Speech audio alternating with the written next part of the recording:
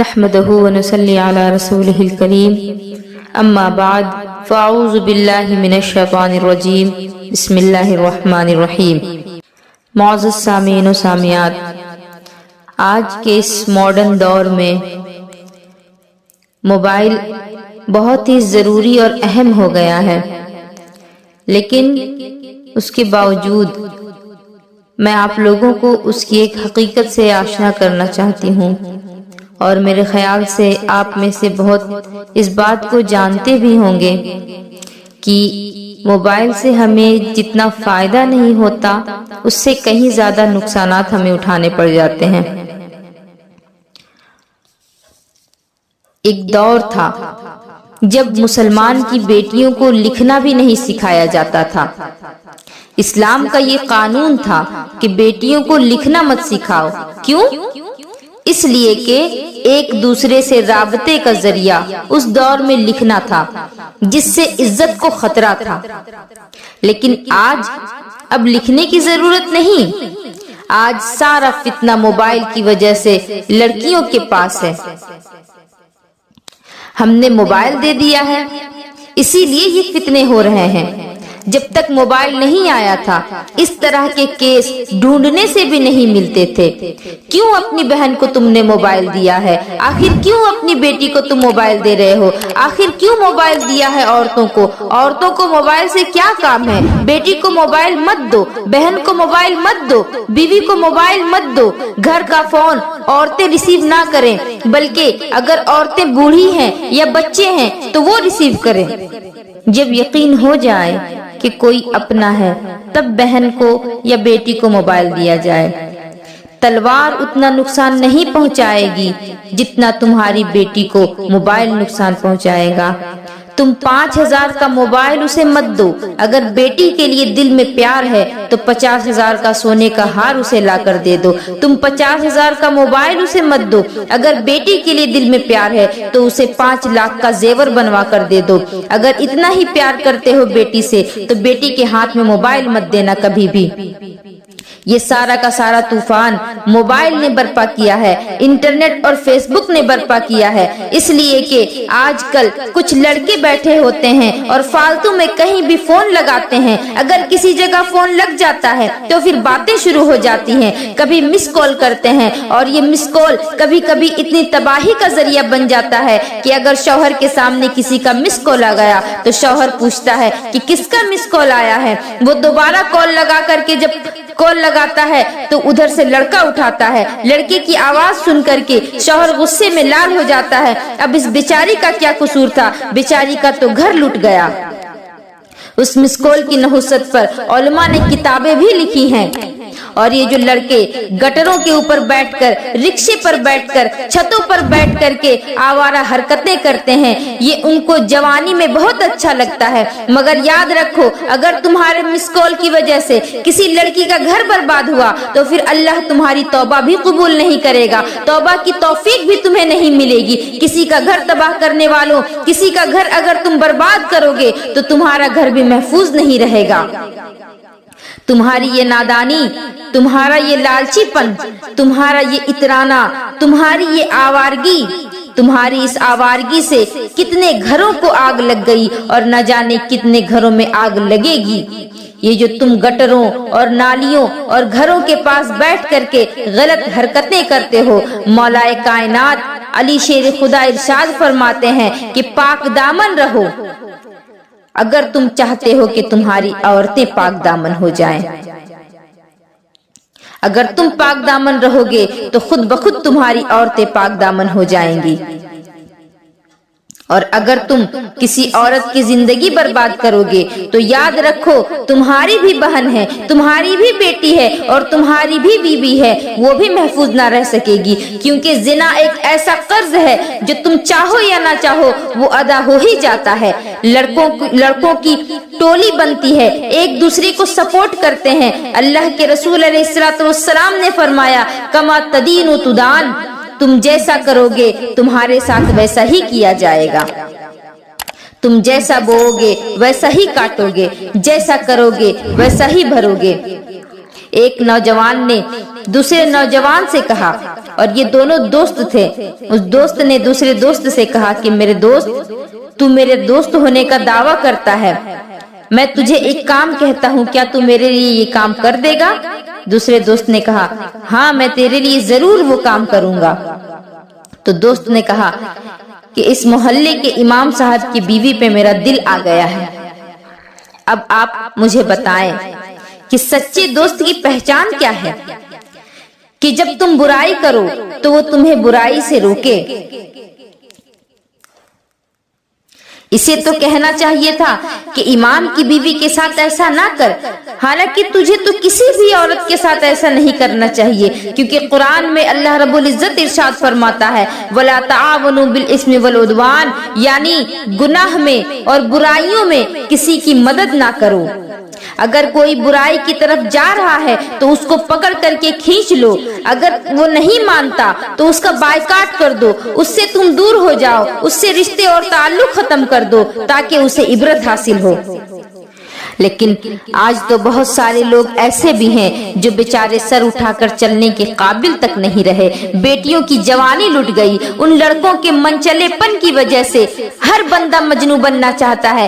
آخر کیا حالات بنا رکھا ہے تم نے؟ مسلمانوں، ایک تم ہی تو تھے، ہندوستان میں جب پہلی مرتبہ تم آئے تھے تو نہ تم مسجد بنانے آئے تھے اور نہ ہی مدرسے آباد کرنے آئے تھے، تم تو ایک عورت کی آبرو کی حفاظت کے لیے آئے تھے، اور تمہارے تقدس سے متاثر ہونے کے بعد لوگوں نے کلمہ پڑھا اور مسلمان ہو گئے اور مسجدیں اور مدرسے خود بخود بنتے چلے گئے۔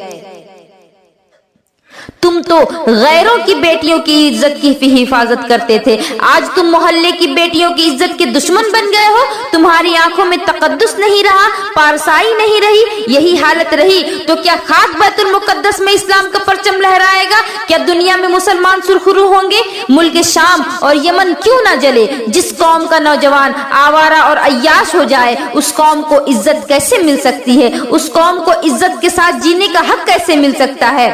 تمہیں تو اللہ نے تقدس کے لیے پیدا کیا تھا، تمہیں تو قوموں کی امامت کے لیے پیدا کیا گیا تھا، لیکن تم لڑکیوں میں الجھ گئے، تم عشق میں الجھ گئے، آوارگی میں الجھ گئے، فیس بک اور انٹرنیٹ میں الجھ کر رہ گئے۔ نہیں، بلکہ اللہ نے تمہیں بہت بڑے مقصد کے لیے پیدا کیا ہے، اور جوان ہونے کے بعد بوڑھا بھی تو ہونا ہے اور مرنا بھی ہے اور اللہ کو منہ بھی دکھانا ہے۔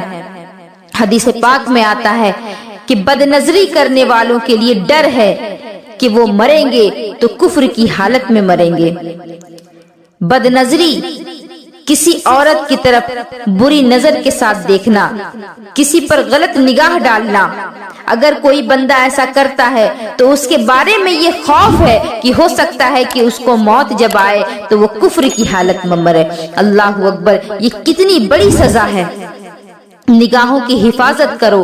میرے نبی فرماتے ہیں اگر کوئی خوبصورت عورت کسی کو گناہ کی دعوت دے اور وہ جوان یہ سوچ کر کے وہاں نہ جائے، وہاں سے ہٹ جائے کہ اللہ دیکھ رہا ہے، تو اللہ رب العزت اس کی مغفرت فرما دے گا اور بغیر حساب کے اس کو جنت عطا فرمائے گا۔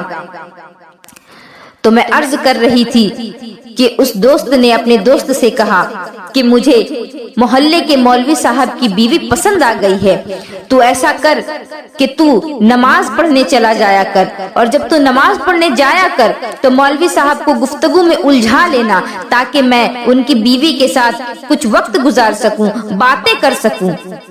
دوست نے کہا ٹھیک ہے، میں تیرا دوست ہوں، میں تیرے لیے یہ کام بھی کروں گا۔ کئی دن گزر گئے، وہ نماز پڑھنے جاتا اور نماز کے بہانے سے مولوی صاحب کو ساتھ بٹھا لیتا اور ان سے گفتگو کرنے لگتا۔ جب کچھ دن گزر گئے تو اسے یہ احساس ہوا کہ مجھے امام صاحب کی بیوی کے ساتھ ایسا نہیں کرنا چاہیے۔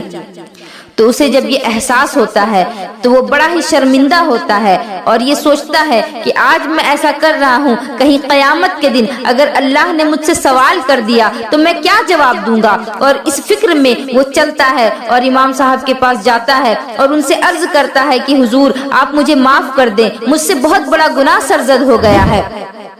उससे पूछा जाता है कि आखिर क्या बात है, तुम इतने परेशान क्यों हो? तो वो नौजवान कहता है कि मेरा दोस्त है जो आपकी बीवी पर आशिक हो गया है और उसने मुझे कहा कि तू नमाज के बहाने से जाना और मसाइल में इमाम साहब को फंसा लेना और उनसे गुफ्तगू करने में उनको उलझा लेना और मैं उनकी बीवी के साथ वक्त गुजारा करूंगा। मुझे आप माफ कर दें कि मैंने उसकी इस बात में मदद की। अब आप मुझे बताएं कि अगर किसी की बीवी के साथ कोई ऐसा काम करेगा तो गुस्से में तो उसकी अस्तीनें चढ़ जानी चाहिए, उसकी आंखों में सुर्खी आ जानी चाहिए, लेकिन वो इमाम भी कैसे इमाम थे, वो मुस्कुरा रहे हैं। तो उस नौजवान ने कहा कि आखिर क्या बात है कि आप मुस्कुरा रहे हैं? मैं आपको ये बात बता रहा हूँ कि जिसको सुन करके पैरों के नीचे से जमीन खिसक जाती है और आप मुस्कुरा रहे हैं। तो इमाम साहब बड़े ही संजीदगी से जवाब देते हैं कि मेरे घर में मेरी बूढ़ी माँ और मेरा बाप है, उसके सिवा मेरे घर में और कोई नहीं, और मैं अभी तक कंवारा हूँ, तो वो मेरी किस बीवी के साथ जाकर के वक्त गुजारा करता है। इतना सुनना था कि उस लड़के के पैरों के नीचे से जमीन खिसक जाती है और जब वो गौर करता है और फिर जाकर के तलाश और जुस्तजू करता है तो उसे मालूम होता है कि वाकई इमाम साहब जो है वो कंवारे हैं, और उसे पता चलता है कि वो जिस औरत के साथ वक्त गुजारा करता था ये इसकी खुद की बीवी थी।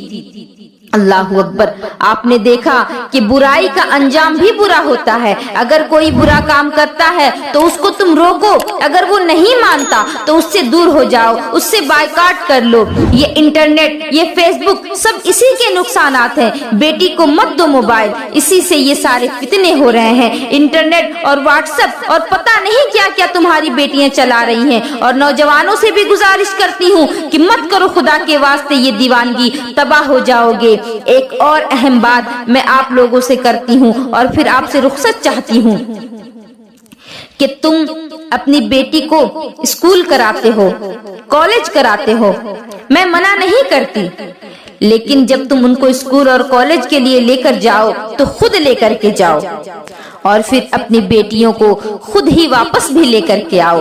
अकेले बेटियों को कहीं मत जाने दो। आप कहेंगे क्यों? तो मैं बता दूं कि हमारे मजहब में जो सफर सबसे अफजल तरीन है वो सफर हज है। उससे मुकद्दस सफर हमारे मजहब में है ही नहीं, जिसके लिए हर मुसलमान पूरी जिंदगी दुआ करता है कि दिखा दे या इलाही वो मदीना कैसी बस्ती है, दिखा दे या इलाही वो मदीना कैसी बस्ती है जहाँ पर रात दिन मौला तेरी रहमत बरसती है। हमारे यहाँ सबसे अफजल सफर सफर हज है। हर कदम पर नेकी मिलती है, हर कदम पर सवाब मिलता है। मगर सुनो सुनो मुसलमानों, इतना मुबारक और मुकद्दस सफर इस्लाम कहता है कि सफर हज के लिए भी औरत अकेले नहीं जा सकती। तो फिर जब सफर हज के लिए औरत को अकेले जाने की इजाजत नहीं, तो स्कूल और कॉलेज बालिग लड़कियों को अकेले जाने की इजाजत कैसे हो सकती है? लेकिन आज तो हाल ये है कि पिकनिक पर 18-18 साल की नौजवान लड़कियां मर्दों के साथ, टीचरों के साथ जा रही हैं। कोई बोलने वाला नहीं, जो बोलेगा वो बुरा बन जाएगा। लेकिन हमें कोई फर्क नहीं पड़ता, हमारा तो काम है लोगों को इस्लाह करना। ठीक है, अगर कोई हमें बुरा भला कहता है तो कहे, लेकिन अगर किसी की जिंदगी संवर जाती है तो इससे बड़ी और क्या बात हो सकती है? तुम्हारा हमें बुरा भला कहने से कुछ नहीं बिगड़ने वाला। हमें तो इज्जत देने वाला हमारा खुदा है कि अब हमें कोई क्या गिराएगा, अब हमें कोई क्या गिराएगा, हर सहारा गले लगाएगा। अब हमें कोई क्या गिराएगा, हर सहारा गले लगाएगा, क्योंकि हमने खुद को गिरा लिया है वहाँ गिरने वाले जहाँ संभलते हैं। कि हमें बेइज्जत करने से तुम्हें क्या मिलने वाला? हमें तो इज्जत देने वाला हमारा खुदा है, और खुदा जिसको इज्जत दे उसको कोई जलील नहीं कर सकता, और खुदा जिसको जलील करे उसको सारी दुनिया मिलकर के भी इज्जत नहीं दे सकती। तुम्हें चाहे हमारी बातें जितनी भी बुरी लगे, तुम हमें चाहे जितना भी बुरा भला कह लो, हम तो हक बोल कर रहेंगे। जब सफर हज के लिए लड़की अकेली नहीं जा सकती तो फिर तुमने नौजवान लड़कियों को लड़कों के साथ पिकनिक पर कैसे जाने दे दिया, पार्क में घूमने के लिए कैसे भेज दिया, जिनकी बेटियों को इस्लाम मस्जिद और मज़ारात पर जाने की इजाजत नहीं देता, उनकी बेटियां पिकनिक पर लड़कों के साथ जा रही हैं। कौन है रोकने वाला? कोई रोकने वाला नहीं। चाहे कोई कितना भी बुरा कहे, हम तो अपना काम करेंगे। अगर दीन का तहफ्फुज हमारी बातों से होगा तो अपनी बातों से करेंगे, और अगर बातों से ना हो, खून देना पड़े तो हम उसके लिए भी तैयार हैं। इसलिए कि अल्लाह ने हमें पैदा इसलिए किया है कि अगर हमारी बातों से दीन की तहफ्फुज हो तो हम अपनी बातों से दीन की हिफाजत करें, और अगर हमारी खून की जरूरत पड़ जाए तो हम अपने खून को देने से भी गुरेज नहीं करेंगे। कौन सा तरीका है ये कि नौजवान लड़कियों को पिकनिक पर भेजा जा रहा है, वो भी एक एक दिन नहीं बल्कि 3 दिन 4 दिनों के लिए। बेटी अगर चंद मिनट के लिए घर से बाहर निकल जाए तो शरीफ माँ बाप की चीख निकल पड़ती है, और यहाँ हाल ये है कि 3-3 4-4 दिन बेटियां घर से गायब हैं। मेरी कौम की बेटियों, तुम्हारी आबरू बहुत कीमती है, तुम्हारी इज्जत बहुत कीमती है, इसलिए किसी के बहकावे में मत आओ, किसी के लालच में मत आओ। मेरे नबी ने तो एक बेटी की इज्जत को काबे की इज्जत से भी बुलंद कर दिया। अब तुम्हें इससे ज्यादा और क्या चाहिए? जब तुम्हारी इज्जत को काबे के मुकाबले में लाकर खड़ा कर दिया गया तो फिर कम अज कम उसका एहतराम कर लो और अपने आप को इज्जत के लायक समझो, और खुदारा घरों से बाहर ना निकलो। वमा अलैना इल्लल बलाग। अस्सलामु अलैकुम।